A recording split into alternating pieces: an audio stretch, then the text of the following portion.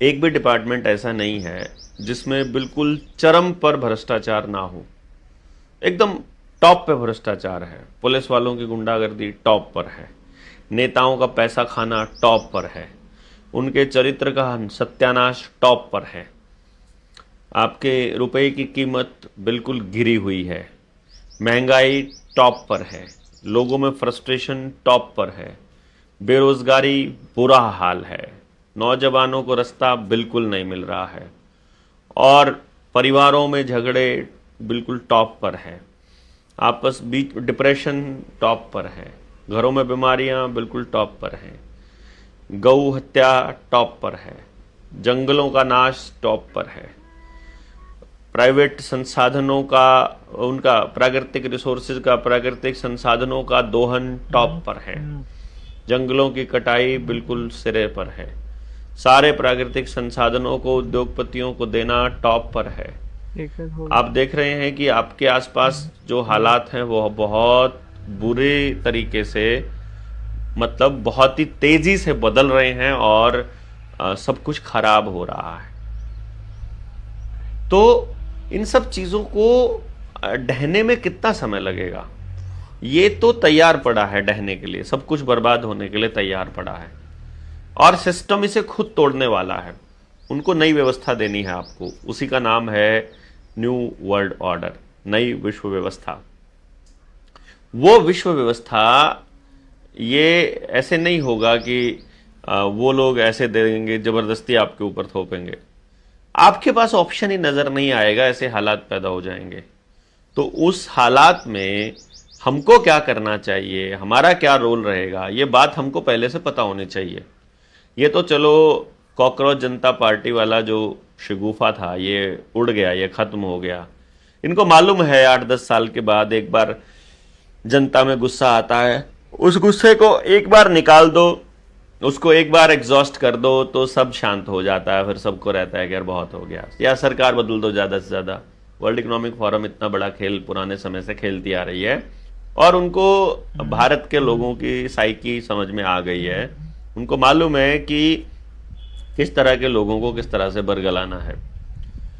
हम इस दिशा में काम करना चाह रहे हैं कि जब चीजें खराब हो रही हों तब उनको किस तरह से ठीक किया जाए, और जब ये इस व्यवस्था को गिराएंगे तब संभालने वाले लोग कौन होंगे। तो उन लोगों की आज खोज हो रही है। इसी सिलसिले में जो जिलावार मीटिंग हमारी चल रही थी, उस मीटिंग के चलते लास्ट मीटिंग हमने पेंडिंग रखी हुई थी, वो हम 27 तारीख को बुधवार को रखी है हमने। हांसी में लाला हुकमचंद जैन पार्क करके है, जो हिसार चुंगी के पास, लाला हुकमचंद जैन पार्क, ये उमरा सुल्तानपुर रोड पर पड़ेगा, रेलवे स्टेशन के पास, वकील कॉलोनी, हिसार चुंगी, हांसी।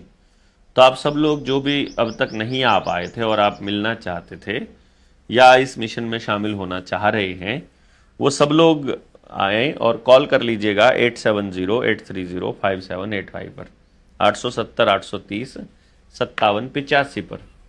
दूसरा एक खबर और है कि 14, 15 और 16 तारीख को जून में अपनी जो 3 दिवसीय जो प्रशिक्षण रहता है, ट्रेनिंग रहती है, जो ओरिएंटेशन प्रोग्राम रहता है, वो हो रहा है जुलाना की अग्रवाल धर्मशाला में।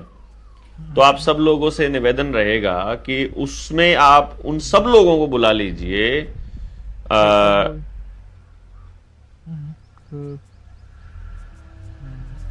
उन सबको बुलाइए कि आइए इस मुहिम में शामिल होते हैं। तो सब लोगों को उस मीटिंग में बुला सकते हैं।